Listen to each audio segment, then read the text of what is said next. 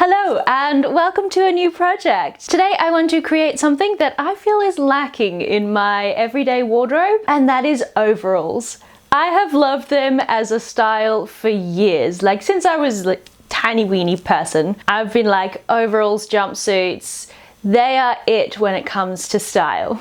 However, sadly for little fashionista me, my torso has always been way too long for jumpsuits and overalls in the shops. Like, I just don't fit them. So I figured now that I'm sewing a lot more of my own garments, it's probably time that I treated myself to a well-fitting pair. And to do so, I'm going to use this pattern, which is Simplicity 7310. It is a 1970 pattern. The date says copyright 1976. And I just think it's great. It has all the flair that you could ever want from the 70s. It's got the collar, it's got the bell-bottom flared legs, but most importantly, it's got all the pockets a girl could dream of. Because I don't like my clothes to be boring, even if it's meant to be a bit more of a utility everyday wear type of situation, I'm gonna make these out of this pink velvet.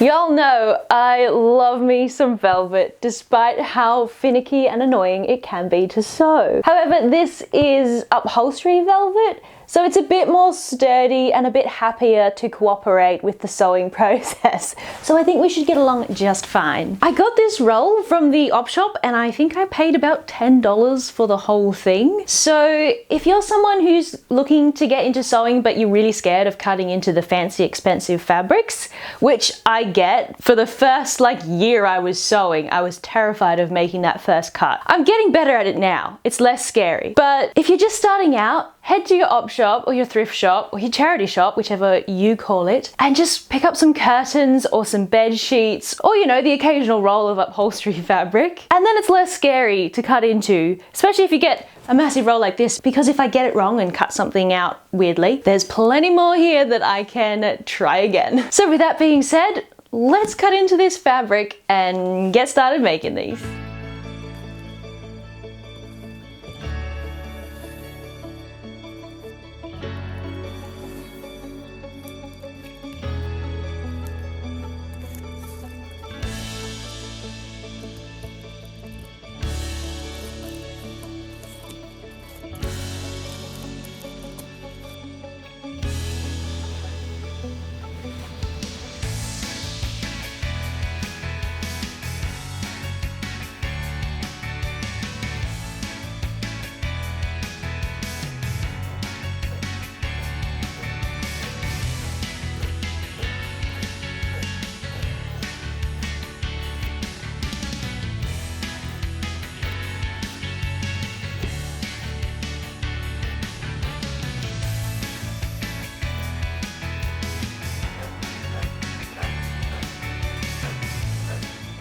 So I've got everything cut out now, and there is definitely a bit of a fluffnado happening in my sewing room. All this cut velvet is sending little fluff bits everywhere. So my first job is going to be overlocking edges.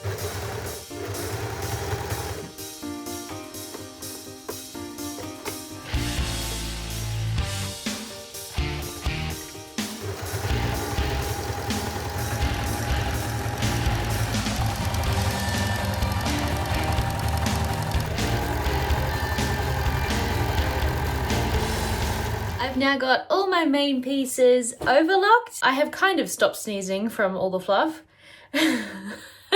The fun of working with velvet. So I'm pretty much ready now to start assembling, and I want to start with my pockets. However, the way that this pattern does pockets, which I didn't think about until I was cutting out my last pocket, is that it cuts out 2 layers of the fabric per one pocket, and then you sew them right sides to right sides, flip it, and then you have a lined pocket, which is great. However, not in this fabric because it's quite hefty. It's upholstery velvet. So what I'm going to do is cut a lining piece out of some light lining fabric, and I think that will just make my pockets a bit more slimline and easier to use. And then I can start putting them together. Don't know if that made any sense, but you will see how the pockets go together as I sew them. So if it doesn't make sense now, it's fine. It doesn't to me either. It's fine. We're fine. Let's just cut things out.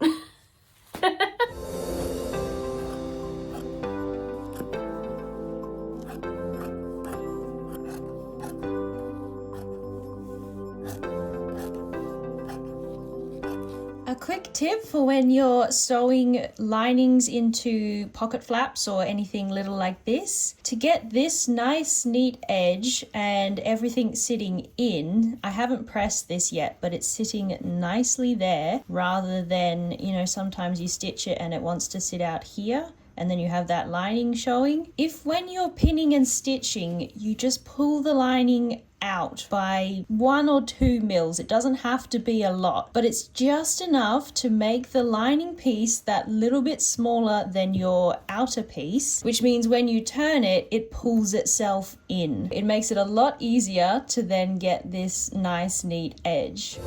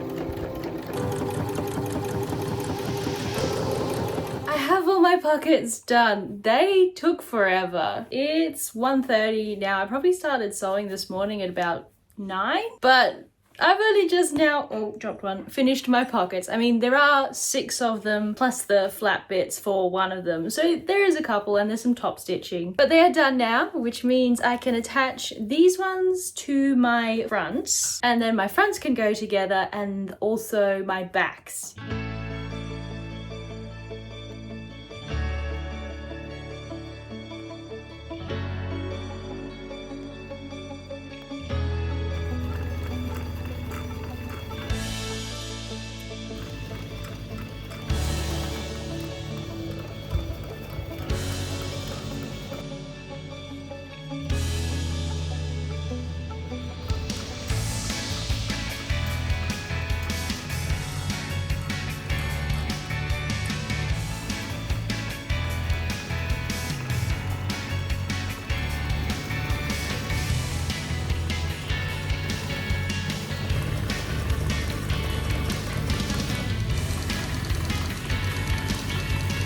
My ironing, I've just been using this sort of scrappy bit of the velvet itself. This was the first part of the roll and it had a mark here. This sort of marking on a roll means there's a fault somewhere along there, but also this part was a bit stained, so I've been using it in place of a needle board for ironing velvet so you don't crush the pile too much. But you could also use just a towel, just something so it's not a hard flat surface but something that the velvet can sink into so it doesn't get completely smoothed out while you're ironing. So I've just been using this scrap piece and then this extra little bit that was an offcut to just cover. So yeah, that's how you iron velvet if you don't have a needle board.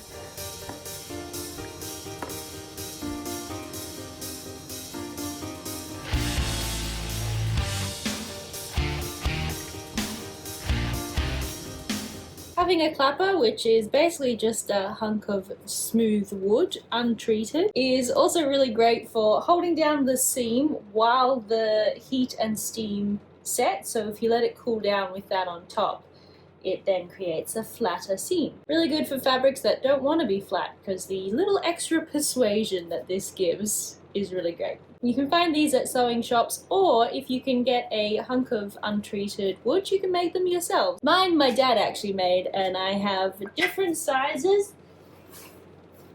and different shapes. All right, my front and back is kind of together and ready for its next stage, which means I need to work on the collar and facings. So their collar has interfacing, but because my fabric is so stiff, I think I'm gonna skip it. I may regret that later, but it's fine. So they're ready to go, and I just need to sew my back facing to my front facing. And then it's an interesting collar construction that I've not done before, but essentially one side of it gets attached to the facing, one side of it gets attached to the neck, and then you stitch all the way around. Sounds interesting? Sounds kind of easier than the usual sew it and then slip stitch it. So I love these vintage patterns because the construction is always different or interesting, or it's a new way that I haven't done before. It's really fun to just go through and be like, I have no idea why you're doing it like that, but I'm gonna do it like that. And 9 times out of 10, it is a lot easier than whatever I've been doing, because what I've been doing is what I've made up myself. But yeah, let's sew facings and collars on things.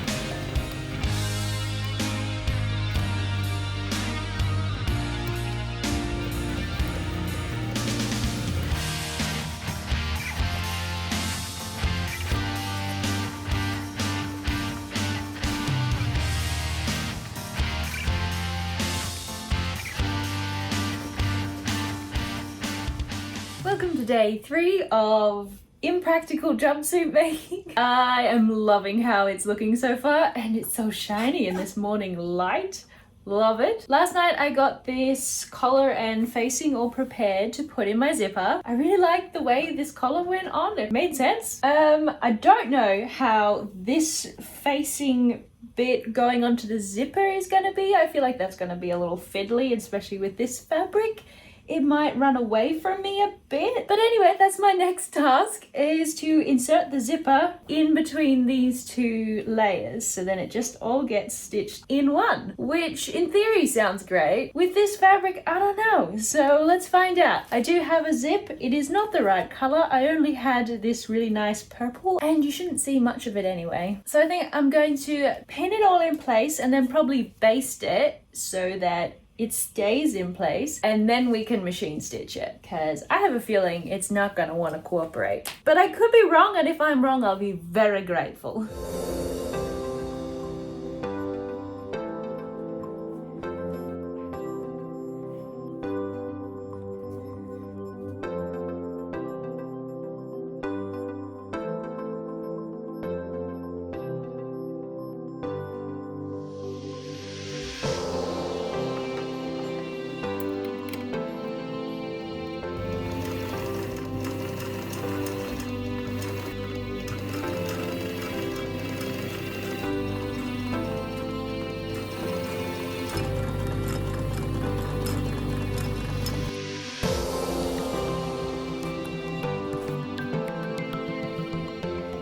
My zip is in. It was definitely a bit fiddly. This fabric did not want to sit where I needed it to sit, so it's not a perfect zip. There are a few wonky bits to it, but I'm happy enough with it. So my next step now is to work on my sleeves. There is a placket in the bottom section that needs to go in.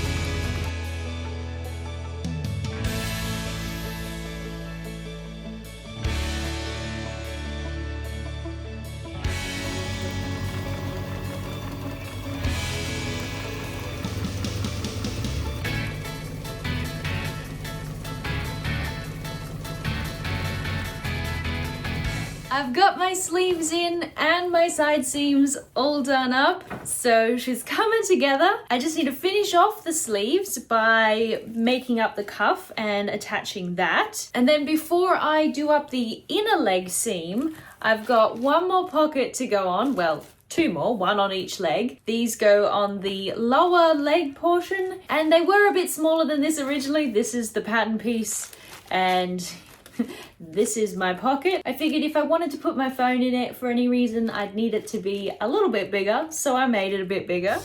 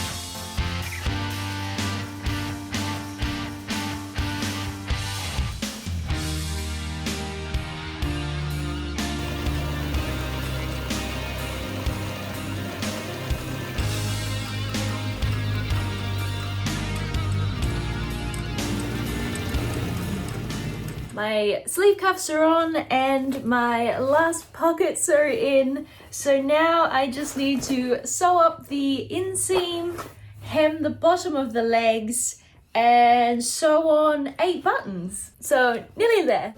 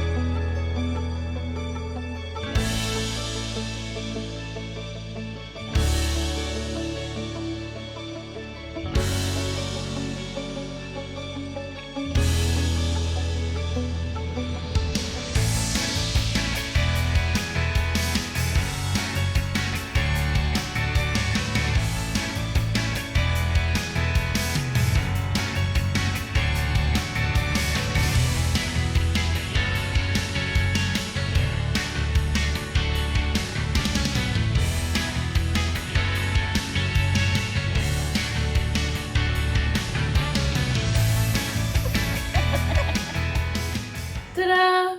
My obnoxiously pink jumpsuit is finished. It's very pink. I'm now prepared if there's ever another Barbie movie, or I guess part 2 of Wicked.